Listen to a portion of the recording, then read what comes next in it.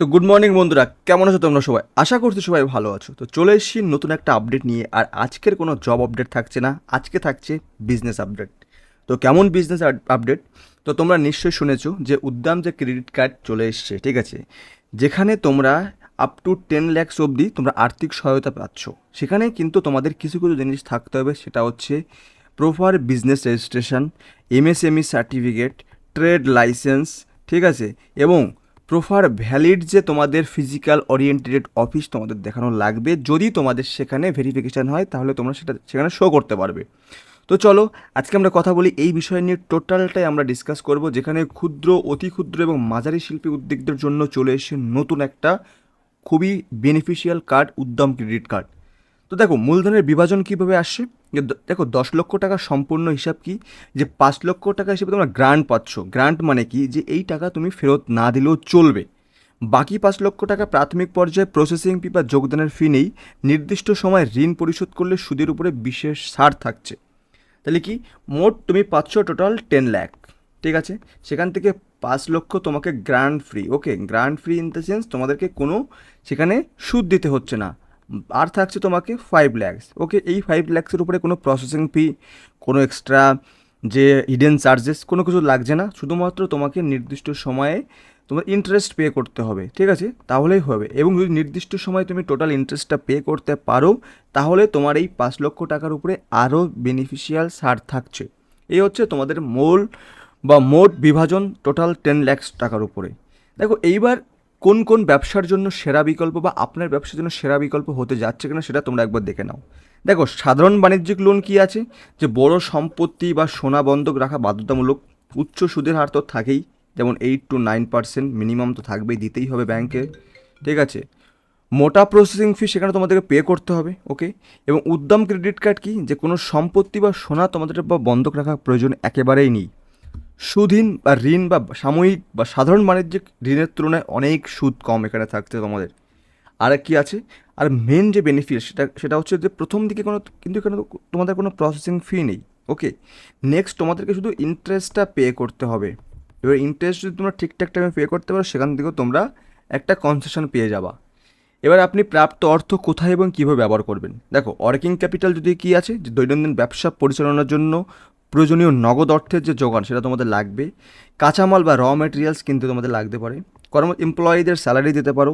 সাধারণ বা business expansion বা বিজনেস যদি বড়ো করতে চাও, সেক্ষেত্রে তোমরা এগুলোকে ইন নিজেদের ব্যবহার করতে পারো। বাদবাকি কাজে তোমরা ব্যবহার করতে পারবে না, ঠিক আছে। তো যদি তোমরা বিজনেস শো করতে পারো, বিজনেসকে হয়তো এক্সপ্যান্ড করতে যাচ্ছ, র ম্যাটেরিয়ালস লাগছে তোমাদের, সেখানে কম্পিউটার হতে পারে, তোমাদের বিভিন্ন রকম জিনিসপত্র কিনতে হবে, তোমরা সেখানে রেনোভেট করতে চাচ্ছ, সেক্ষেত্রে তোমাদের এই মূলধনটা তোমরা ইউজ করতে পারবে।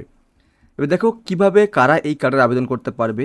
যেখানে স্থায়ী বাসিন্দা এবং অবস্থান আছে, যে পশ্চিমবঙ্গে আবেদনকারীকে অবশ্যই পশ্চিমবঙ্গের স্থায়ী বাসিন্দা হতে হবে এবং এই ব্যবসাটি পশ্চিমবঙ্গের মধ্যেই পরিচালিত হতে হবে। শিল্পের ধরন ও রেজিস্ট্রেশন কি, যে অতি ক্ষুদ্র বা মাঝারি শিল্পের এমএসএমই যুগ লাগবেই, ঠিক আছে, বা উদ্যম লাগবেই তোমাদের, প্লাস তোমাদের ট্রেড লাগবেই। ওকে, ট্রেড লাইসেন্স তোমাদের এখানে লাগবে। ব্যাঙ্কিং প্রোফাইল লাগবে, যে বৈধ ব্যাঙ্ক অ্যাকাউন্ট ও প্যান কার্ড থাকতে হবে। এবং পূর্বে কোনো ব্যাংকের ঋণ জর্জরিত হলে কিন্তু এটা তোমাদেরকে প্রোভাইড করবে না, মাথায় রেখো। সিবিল স্কোরটা অ্যাটলিস্ট 750 তোমাদের হওয়া লাগবে, তবেই কিন্তু তোমরা এই লোনের জন্য এলিজিবল ক্রাইটেরিয়ার মধ্যে পড়বে। বিশেষ কি আছে, যে স্বনির্ভর হতে আগ্রহী এমন নতুন এবং তরুণ যুবকদের ক্ষেত্রে এই প্রকল্প অগ্রাধিকার দেওয়া হবে। যাদের এজ আছে অ্যাটলিস্ট 22 থেকে 30, তাদের ক্ষেত্রে এই লোনটা পাওয়ার চান্স সব থেকে বেশি পাওয়ারফুল। ওকে, সব থেকে বেশি। দেখো এবার আসি কী কী তোমাদের গুছিয়ে রাখতে হবে। সেটা হচ্ছে পরিচয়পত্র, যে কোনো আধার কার্ড হতে পারে, ভোটার কার্ড বা পাসপোর্ট সাইজের তোমাদের ফটো লাগবে। ব্যবসার প্রমাণ কী লাগবে, উদ্যম সার্টিফিকেট। ট্রেড লাগবে, দেখো এখানে আছে ট্রেড বা বিদ্যুৎ বিল লাগবে। এবং তোমাদের ঠিকানা প্রমাণপত্রের জন্য এটা ইউজ করা হবে। আর্থিক নথি কি, প্যান কার্ড, ব্যাঙ্ক স্টেটমেন্ট, প্রয়োজনে আইটিআর ফাইল যদি লাগে বা দরকার পড়ে, তাহলে আইটিআর ফাইলও তোমাদেরকে প্রয়োজন আছে। এবার কীভাবে তোমরা আবেদন করবে সেটা নেক্সট ভিডিওতে নিয়ে আসবো, কীভাবে আবেদন করবে। কিন্তু ছোট্ট একটু হিন্টস তোমাদেরকে দিয়ে দিচ্ছি।